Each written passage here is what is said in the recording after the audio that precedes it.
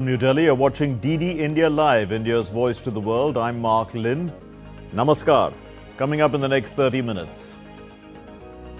US President Donald Trump invites investors to make products in America. Addresses the World Economic Forum, says new businesses will have the lowest tax regime in the US.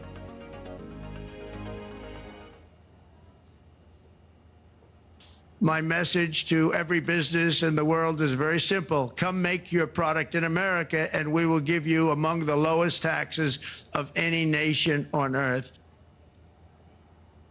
U.S. federal court temporarily blocks presidential order restricting birthright citizenship. Trump says he will appeal the ruling. U.S. Secretary of State Marco Rubio assures the U.S.'s commitment to NATO in a call with its chief Mark Rutte. He also discusses importance of ending Russia-Ukraine conflict. The Indonesian President Prabowo Subianto arrives in New Delhi on his first state visit to India to grace the Republic Day celebrations as the chief guest.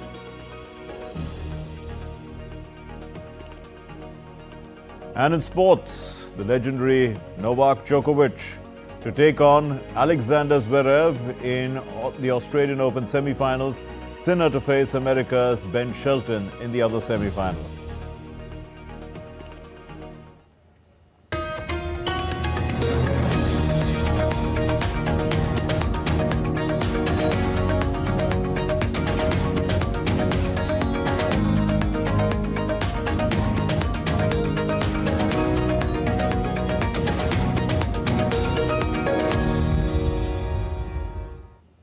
US President Donald Trump delivered the first international speech of his second term, appearing via a live stream before the World Economic Forum in Davos in Switzerland and laying out a vision for American economic prosperity. Trump promised global elites lower taxes if they bring manufacturing to the United States and threatened to impose tariffs if they don't.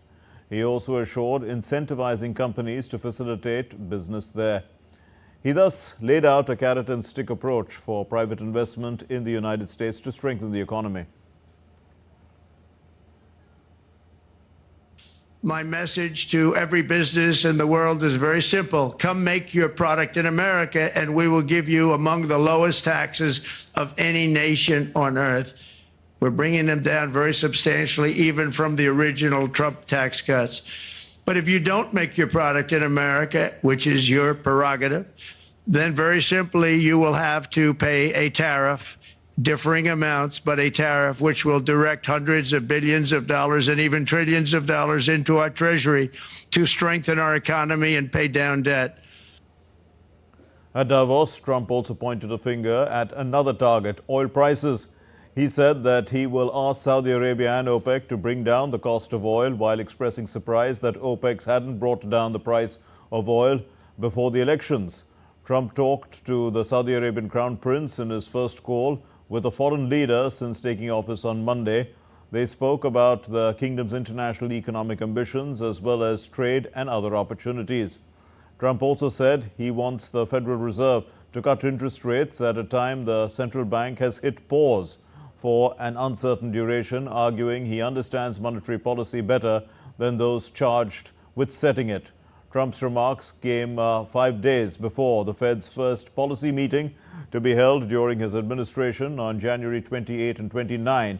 With very broad expectations, officials will leave rates unchanged. The Fed had last cut its overnight interest rate target by a quarter percentage point at its December policy meeting. That was 4.25% to 4.5%.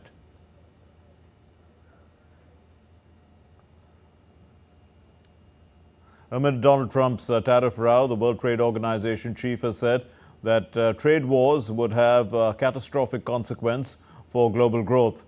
At the World Economic Forum session on trade, the WTO chief spoke about urging the states to refrain from retaliation. If we have tit-for-tat retaliation, whether it's 25%, tariff 60%, and we go to where we were in the 1930s, we are going to see double-digit global GDP losses, double digit. That's catastrophic. Everyone will pay. Everyone. And the poor countries will pay even more. The WTO Director General, Okonjo-Iweala, is a former Nigerian finance minister, and she starts her second term as the head of the global trade watchdog this year at a time when Donald Trump's tariff threats have raised the specter of trade wars. Meanwhile, oil prices also turned negative as Donald Trump spoke, and the euro slightly rose while the US dollar swung between gains and losses against a basket of foreign currencies. US crude, it fell 1.13%, while a global benchmark Brent crude, that is, dropped 0.92%. Oil was higher during the day's session before President Trump, began speaking. While European shares closed higher on Thursday, declines in heavyweight technology stocks tempered gains. The pan-European stocks climbed 0.4%, marking its seventh consecutive day of gains, its longest winning streak in over a month. The benchmark had hit an all-time intraday high on Wednesday. The benchmark S&P 500 too rose to a record closing high on Thursday. Investors have been concerned that tariffs could add to inflation pressures and slow the Federal Reserve's pace of interest rate cuts. The S&P 500 gained 0.53%, while the Nasdaq Composite gained 0.22%. The Dow Jones Industrial Average rose 0.92%. Shifting focus to another controversial topic making the news in the United States, a federal judge has blocked Donald Trump's administration on Thursday from implementing an executive order curtailing the right to automatic birthright citizenship in the United States. A U.S. district judge issued temporary restraining order at the urging of 4 Democratic-led states, that's Washington, Arizona, Illinois, and Oregon. They are preventing the administration from enforcing the order. The judge says that the order, which was slated to take effect in February, was blatantly unconstitutional. The ruling imposes a 14-day halt on enforcing the orders, while the judge considers whether to issue a long-lasting preliminary injunction. The judge will hear arguments over whether to do so on February 6. The case is one of 5 lawsuits being brought by 22 states and a number of immigrants. This is for their rights groups, in fact, across the United States. Meanwhile, the U.S. President Donald Trump said that his administration will appeal this decision to temporarily block the executive order restricting birthright citizenship. Trump had signed the order on Monday, his first back in office. Mr. President, a U.S. judge temporarily blocks the birthright citizenship order. Do you have any reaction? No, obviously we'll appeal it. They put it before a certain judge in Seattle, I guess, right? And there's no surprises with that judge. Amid US-NATO row, Secretary of State Marco Rubio spoke to NATO Secretary General Mark Rutte on Wednesday and reinforced the US commitment to the alliance. The two men also discussed the real burden sharing when it came to funding NATO, as well as the importance of ending the Russia-Ukraine conflict. Meanwhile, President Trump reiterated his stand on NATO spending on Thursday, saying that the US was protecting NATO members, but that they were not protecting them. Trump repeated demands that other members of the transatlantic alliance spend 5% of their GDP on defense, a huge increase from the current 2% goal and a level that no NATO country, including the United States, currently reaches.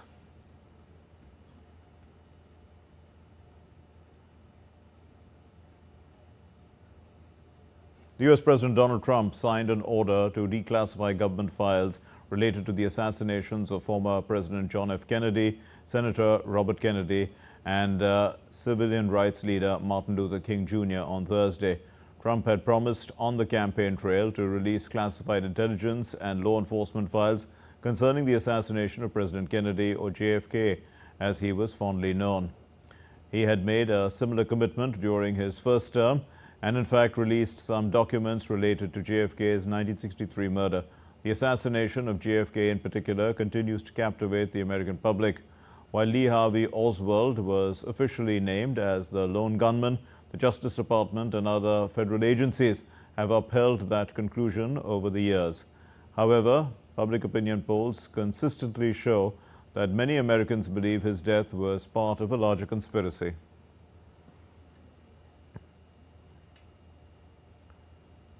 Saudi Arabia's foreign minister visited Lebanon on Thursday in the first trip to Beirut by Riyadh's top diplomat in 15 years. Prince Faisal bin Farhan Al Saud met with Lebanese officials, including Lebanese's Prime Minister-designate Nawaf Salam, the caretaker Prime Minister Najib Mikati, and Parliament Speaker Nabi Berri. He also met with Lebanon's new President, Joseph Aoun. And this visit by Prince Faisal bin Farhan Al Saud reflects political shifts in Lebanon since Hezbollah's Syrian ally Bashar al-Assad was toppled by rebels in December. Prince Faisal bin Farhan stressed the importance of reforms in his meeting with Aoun, voicing Saudi Arabia's optimism about the country's future, and said Saudi Arabia will continue supporting Lebanon.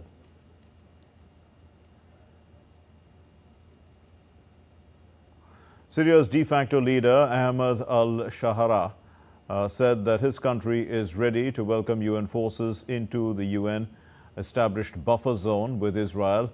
During an interview to a Turkish channel, al-Shahara also mentioned that Syria has communicated to the United Nations its adherence to the 1974 agreement and readiness to receive UN forces in the buffer zone to offer protection and to facilitate their positioning. Regarding Israel's advance, Israel was looking to advance into Syria because of the presence of Iranian militia and Hezbollah. After the liberation of Syria, I believe that this pretext has been withdrawn from the Israelis and there is no longer any need for an advance into Syrian land. I believe that Syria today has just come out of an exhausting war and there are many diplomatic means, and we have spoken a lot of countries on the issue. We have sent a letter to the United Nations where we mention we are committed to the 1974 agreement and are ready to receive the United Nations forces to be in the buffer zone between us and Israel. Michael Martin was elected Irish Prime Minister for the second time by a coalition of the country's two large centre-right parties and independent lawmakers on Thursday. The coalition is the second in a row between rivals Fine Gael and Fianna Fáil. Now, with independents replacing a junior coalition partner and Green Party, which lost most of its seats. The initially scheduled vote to elect Martin on January 22 descended into chaos when the parliament was suspended 4 times after opposition protests. An agreement by both sides that the government supporting independents cannot for now retain extended speaking rights from the opposition benches paved the way for Martin to be elected. Powerful winds and bone-dry conditions could pose a challenge to firefighters battling new wildfires in Southern California on Thursday, including a blaze that swelled over the past day and forced tens of thousands of evacuations north of Los Angeles. The 4,000 firefighters battling the blaze have achieved 14% containment, a measure of the percentage of the fire's perimeter brought under control.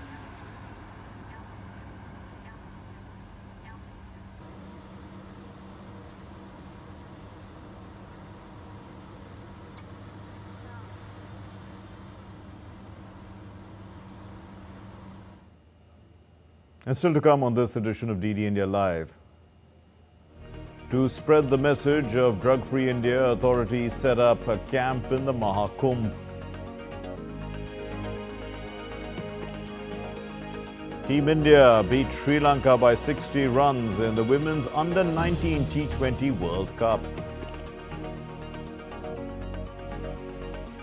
And Shanghai is lit up with colourful lanterns ahead of the Lunar New Year.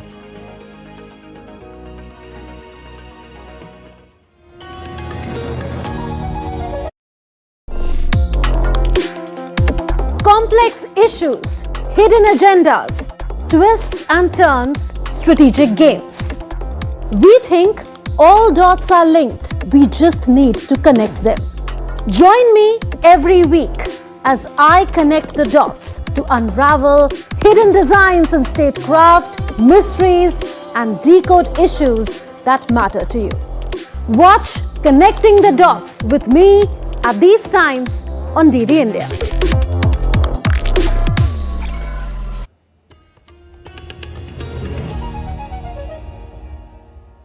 You're watching DD India Live. I'm Mark Lin. The Indonesian President Prabowo Subianto arrived in New Delhi on his first state visit to India. President Prabowo will be the chief guest for the 76th Republic Day celebrations in India this year. And during his visit, President Subianto will hold bilateral talks with India's Prime Minister Narendra Modi on Saturday. He will also meet the President of India, Draupadi Murmu. External Affairs Minister Dr. Jaishankar will also call on the visiting president on Friday. This is President Prabowo's first visit to India in his capacity as president after assuming office in October 2024.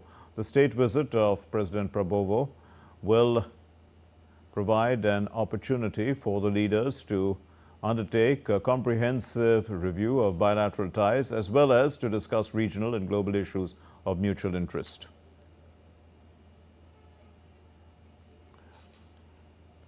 We'll move on to our next story. As the date for the Union Budget presentation inches closer, the Halwa ceremony, marking the final stage of the preparation process, will be held in the North Block on Friday in the presence of the Finance Minister of India, Nirmala Sitharaman. A customary Halwa ceremony is performed every year before the lock-in process of officials involved with the budget presentation begins. The Halwa ceremony is an annual ritual observed 5 days before the Union Budget presentation at the Parliament. Now, the Union Budget of 2025-26 is to be presented on February 1.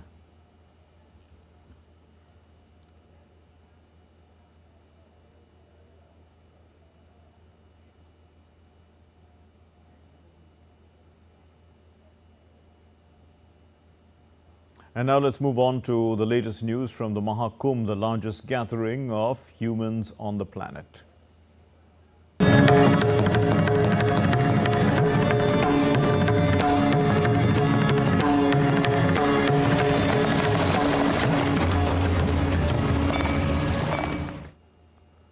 While the Maha Kumbh is showcasing India's rich cultural heritage, various camps also are there. And it's also an occasion to spread positive social messages across the devotees visiting there. Now, a camp of BAP's Akshardham is utilizing the opportunity to spread the message of a drug-free India. My colleague Deepika sent us this report from the Maha Kumbh. Let's take a look. Culture, tradition, togetherness and love all are being showcased at various camps of Maha Kumbh. One such camp is of BAP's Akshardham that aims at awakening the spirit of human service. The camp, set up for the first time ever, aims to promote drug-free India through its back-to-back screenings, educating the devotees on how to follow a healthy lifestyle. Here at this camp, we are promoting Indian culture and ethos. We are also ensuring that India should be drug-free. And for this, we are organizing regular screenings. We also have a different segment of screening that promotes family values. Not only this, the camp does daily yagnas where common people can participate, meditate, perform rituals, and then they seek forgiveness and promises to lead a happy life. The camp also showcases various deities of Hindu culture. Let Go is the art that is now pushed by the BAPS here at Maha Kumbh. They've created this huge setup to give away the message of social cause, to understand the feeling of oneness and to harness the emotions of peace and the importance of spirituality through the help of Maha Kumbh 2025 here in Prayagraj. With camera person Shiv Suman, this is Deepika reporting for DD India and bringing you incredible stories of India from Maha Kumbh.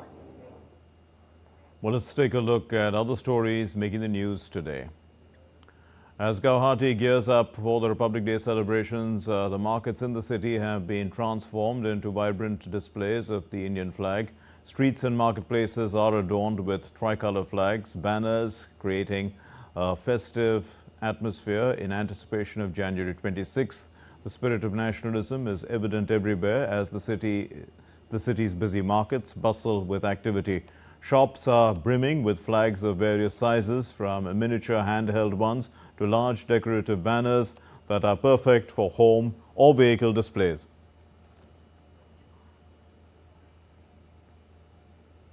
In Coimbatore, Tamil Nadu, a significant event unfolded as Bhupendra Yadav, the Union Minister of Environment, inaugurated an exciting new expo focused on cutting-edge technologies and sustainable practices. The event showcased advancements in cloning technology and sandalwood heart food estimation. The expo highlighted the potential of cloning technology in forestry and environment conservation, which could help in the mass propagation of rare and endangered tree species.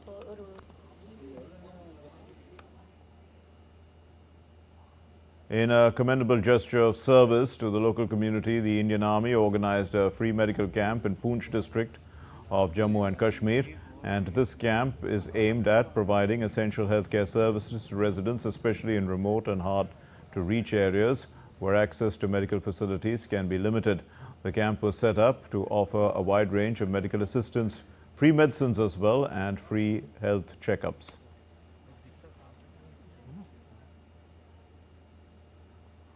The Manali district in Himachal Pradesh recently witnessed a breathtaking sight as heavy snowfall blanketed the entire area. The mountain peaks were all covered in a thick layer of snow, turning the landscape into a winter wonderland.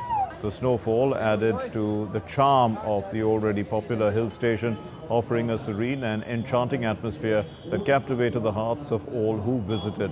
Tourists who had arrived to experience the natural beauty of Manali were seen gleefully taking in the scenic view.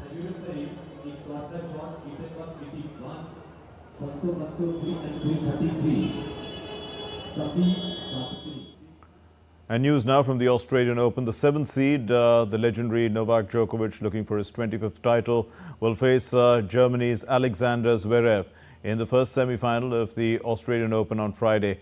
Djokovic is looking, in fact, to win his 11th title at Melbourne Park, his 11th Australian Open, and also go past the legendary Margaret Court for the most singles titles.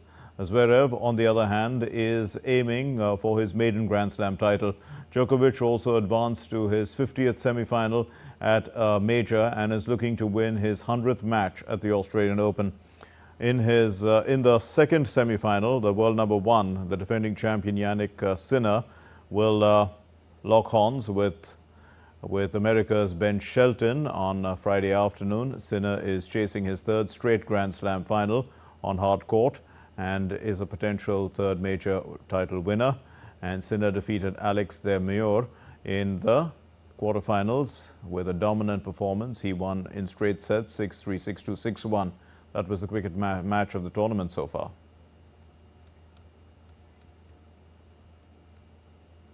The defending champion Aryna Sabalenka is set to face Madison Keys in the final of the Australian Open. This is on Saturday. The world number 1, Sabalenka, eased past Paula Badosa to reach the 3rd successive Australian Open of her career on Thursday. Sabalenka is just 1 victory away from becoming the first person to win 3 consecutive Australian Open titles. On the other hand, Madison Keys powered through a thrilling semi-final with a final set tiebreak against Iga Swiatek, and the 19 seed, in fact, fought back from a set down to shock the world number 2 and reach her first Australian Open final. Team India defeated Sri Lanka in a top-of-the-table clash in the Women's Under-19 T20 World Cup on Thursday. India completed their perfect group stage campaign with a resounding 60-run win over Sri Lanka in Kuala Lumpur. Gongadi Trisha's 44-ball 49 helped India put 118 for 9 on the board before their bowlers restricted Sri Lanka to 58 for 9. Meanwhile, West Indies secured their spot in the Super 6 stage of the tournament by knocking out the host Malaysia.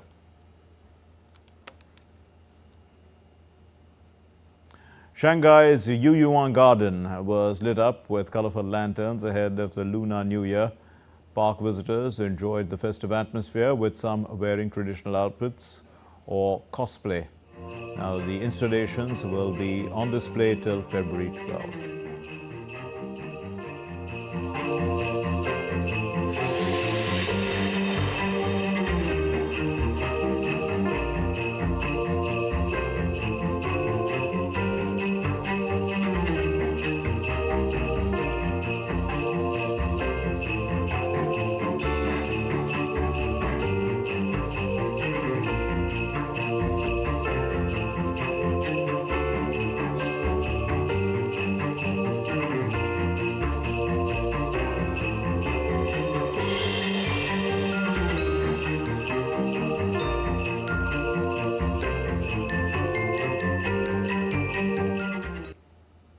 That's all in this edition of DD India Live. Let's know your thoughts on the news of the day. And for those of you on the go, get the latest news and updates from across the world on the DD India mobile app, which is available on Android and iOS platforms. Scanning the QR code, you can download it now. We'll be back with more news as it breaks here on DD India. I'm Mark Lynn from all of us here in Delhi. Thank you very much for watching DD India Live. Namaskar.